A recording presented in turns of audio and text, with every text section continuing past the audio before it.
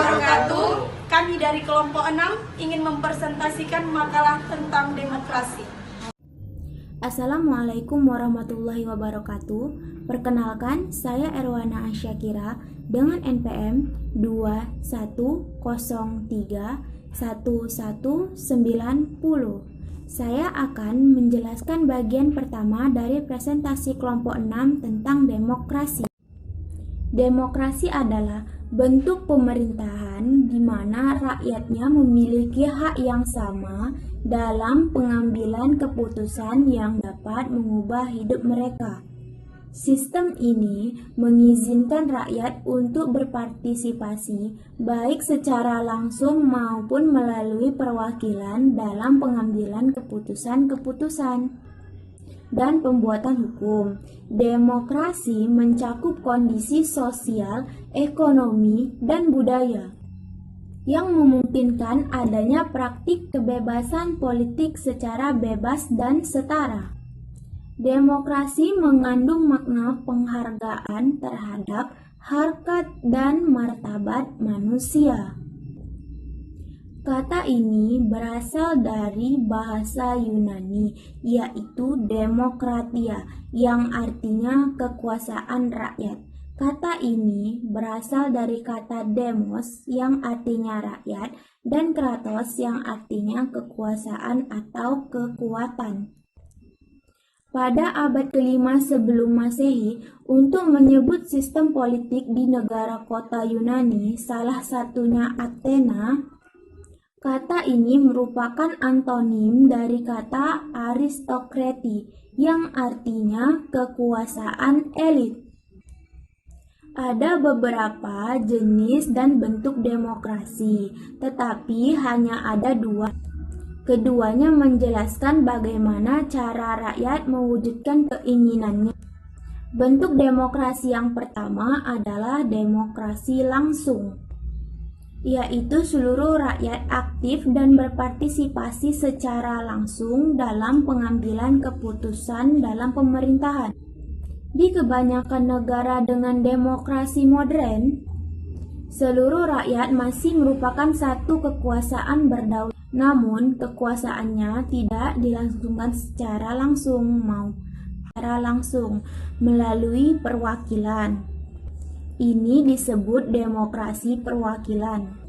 Konsep demokrasi perwakilan muncul dari ide-ide dan institusi yang berkembang pada awal abad pertengahan Eropa, era pertengahan dan revolusi Amerika dan Perancis. Pengertian demokrasi menurut para ahli. Yang pertama, menurut Abraham Lincoln, demokrasi adalah pemerintahan dari rakyat, oleh rakyat, dan untuk rakyat. Menurut Hans Kelsen, demokrasi adalah pemerintahan dari rakyat dan untuk rakyat. Yang melaksanakan kekuasaannya adalah wakil-wakil rakyat yang terpilih, yang dimana rakyat telah yakin segala kehendak dan keinginan mereka telah diperhatikan dalam penyelenggaraan pemerintahan negara.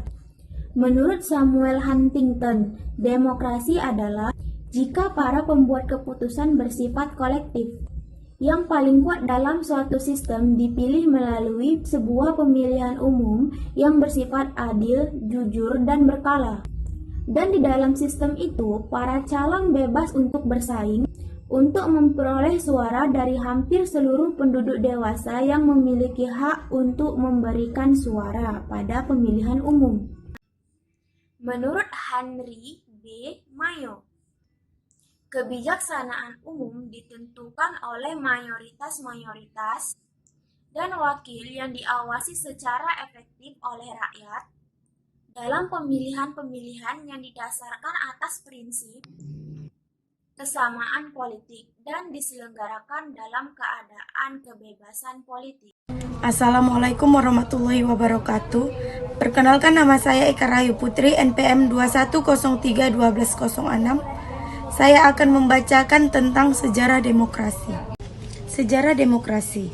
Demokrasi Athena berbentuk demokrasi langsung dan memiliki dua ciri utama. Pemilihan acak warga biasa untuk mengisi jabatan administratif dan yudisial di pemerintahan, dan majelis legislatif yang terdiri dari semua warga Athena. Semua warga negara yang memenuhi ketentuan boleh berbicara dan memberi suara di majelis sehingga tercipta hukum di negara-negara tersebut. Meski Republik Romawi berkontribusi banyak terhadap berbagai aspek demokrasi, hanya sebagian kecil orang Romawi yang memiliki hak suara dalam pemilihan wakil rakyat. Suara kaum berkuasa ditambah-tambahi melalui sistem gerrymandering, sehingga kebanyakan pejabat tinggi termasuk anggota Senat berasal dari keluarga-keluarga kaya dan ningrat. Abad Pertengahan. Selama abad pertengahan, muncul berbagai sistem yang memiliki pemilihan umum atau pertemuan meski hanya melibatkan sebagian kecil penduduk. Sistem-sistem tersebut meliputi 1.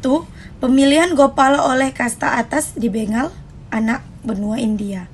2. Persemakmuran Polandia, Lituania 10% dari populasi total. 3. Althing di Islandia. 4. Lotting di Kepulauan Faroe. 5. Beberapa negara kota Italia abad pertengahan seperti Venesia. 6. Sistem Tuatha di Irlandia abad pertengahan awal. VC di Republik Novgorod dan Pskov di Rusia abad pertengahan dan lainnya. Era modern. Abad ke-18 dan 19. Bangsa pertama dalam sejarah modern yang mengadopsi konstitusi demokrasi adalah Republik Korsika pada tahun 1755. Konstitusi Korsika didasarkan pada prinsip-prinsip pencerahan dan sudah mengizinkan hak suara wanita. Hak yang baru diberikan di negara demokrasi lain pada abad ke-20. Pada tahun 1789, Perancis pasca revolusi mengadopsi Deklarasi Hak Asasi Manusia dan Warga Negara dan Konvensi Nasional dipilih oleh semua warga negara pria pada tahun 1792.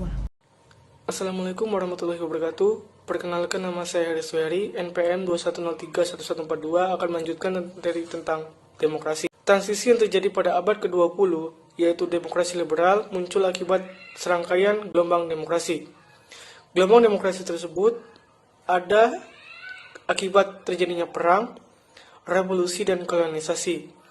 Perang Dunia Pertama berakhir dengan terbentuknya negara baru di Eropa dan kebanyakan negara baru tersebut tidak demokratis. Sementara pada Perang Dunia Kedua mulai memutarbalikkan tren ini di beberapa negara Eropa Barat. Demokratisasi Jerman dudukan Amerika Serikat, Britania, Prancis, Austria, Italia, dan Jepang dudukan menjadi model teori perubahan rezim. Gelombang demokratisasi yang muncul setelah ini membawa keuntungan bagi demokrasi liberal sejati yang besar bagi banyak negara, seperti Spanyol, Portugal pada tahun 1974 dan sejumlah kediktatoran militer di Amerika Serikat yang kembali dikuasai rakyat sipil pada akhir 1970-an. Gelombang demokrasi ini serta diikuti juga oleh beberapa bangsa di Asia Timur dan Selatan tahun 1980-an. Menurut Freedom House, tahun 2007 terdapat 123 negara demokrasi elektoral atau naik dari 40 pada tahun 1972. Menurut World Forum of Democracy, jumlah negara demokrasi elektoral mencapai 120 dari 192 negara di dunia dan mencakup 58,2 penduduk dunia. Pada saat yang sama, negara-negara demokrasi liberal yang dianggap Freedom House sebagai negara yang bebas dan menghormati hukum dan HAM berjumlah 85 dan mencakup 38% penduduk dunia.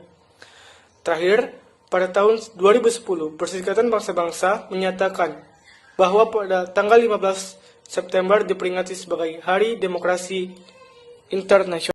Assalamualaikum warahmatullahi wabarakatuh. Nama saya Melika Pratiwi. MPN saya 21031188. Di sini saya menjelaskan tentang bentuk-bentuk demokrasi. Bentuk-bentuk demokrasi ada dua macam, yaitu bentuk demokrasi langsung dan bentuk demokrasi perwakilan.